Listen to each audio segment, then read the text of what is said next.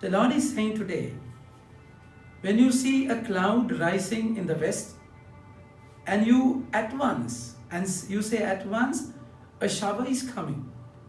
And so it happens. And when you see the south wind blowing, you say, there will be a scorching heat. And it happens. You hypocrites, you know how to interpret the appearances of earth and sky. But why do you not know how to interpret the present time? My dear friends, if you have to know yourself. Exactly, you have to know what's happening within you. Just without taking things for granted, you have to understand, and you have to be an onlooker of what's happening in you and around you. The more you discover yourself, you will find God. The more you pretend, you will lose Him. Because God lies with your truth. Truth will set you free. And God is truth. The word is truth.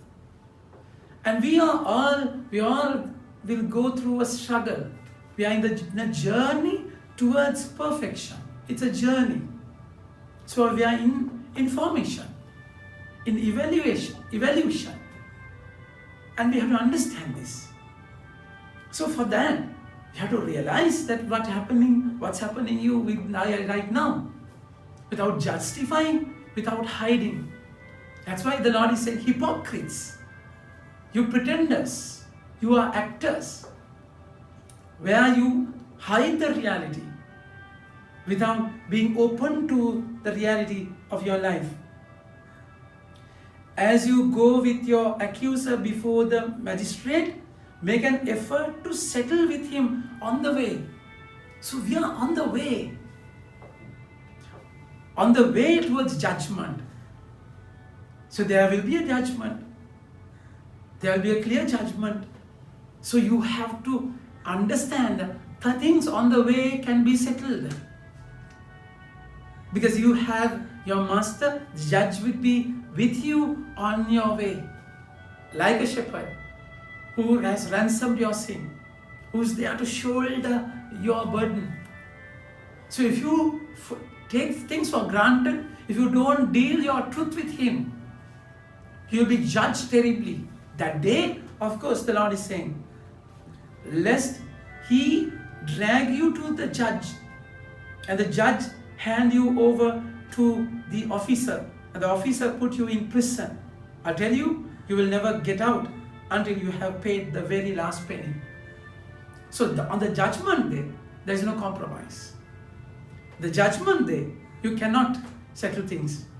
So it's on the way, you have to realize it. So there is no one, if you are in the side of God, you read Romans 8 verse 31, 32. If you are in the side of God, who is against you? So you be with Him, deal the truth with Him.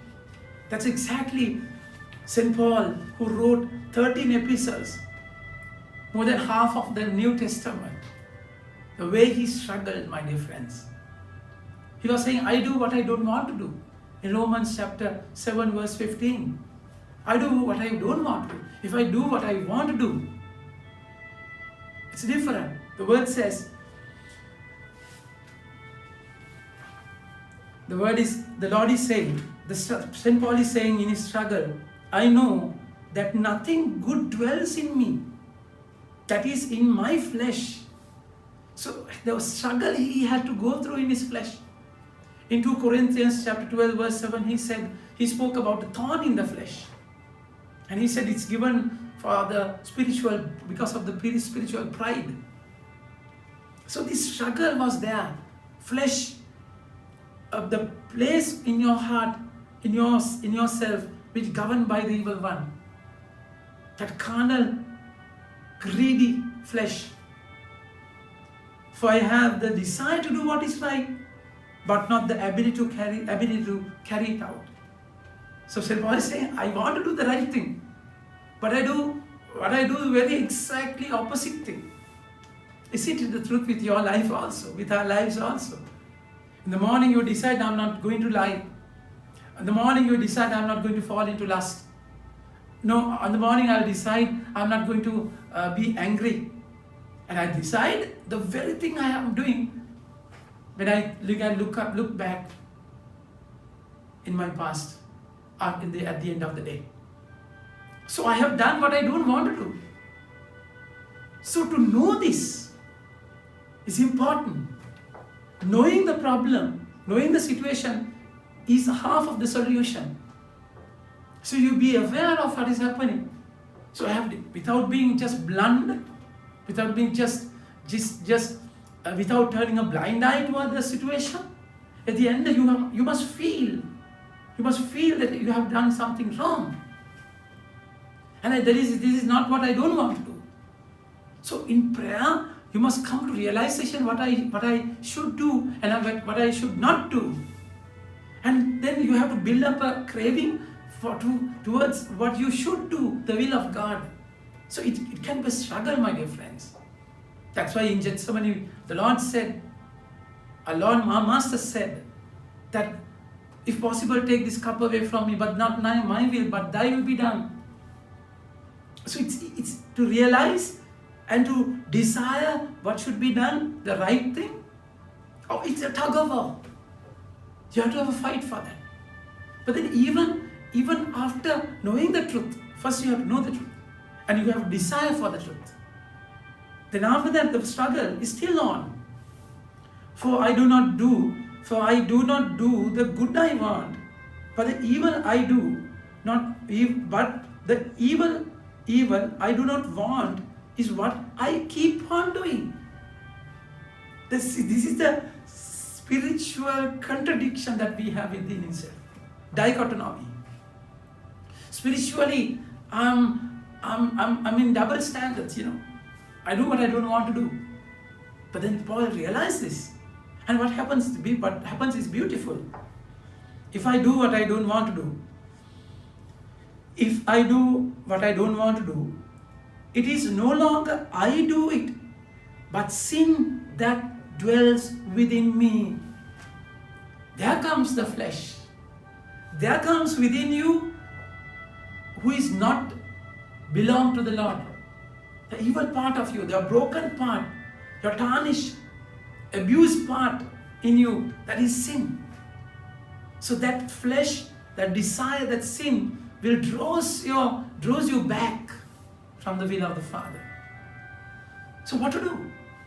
You realize that this is when this thing happening, at the end of the day you must realize that you have done something wrong, which I don't want to do. And what to do?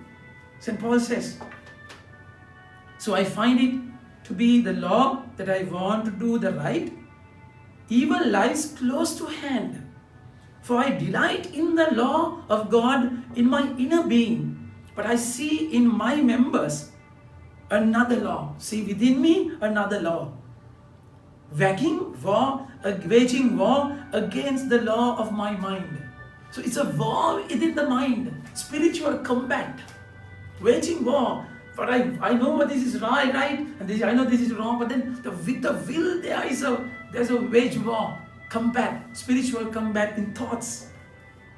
So you realize this is happening when this thing happening. Be aware of this, and making me captive to the law of sin that dwells in my members, within me. That sin is festering, And then he says, wretched man that I am. What a pity. This is what I am. Then he does not stop there. The beauty lies in grace.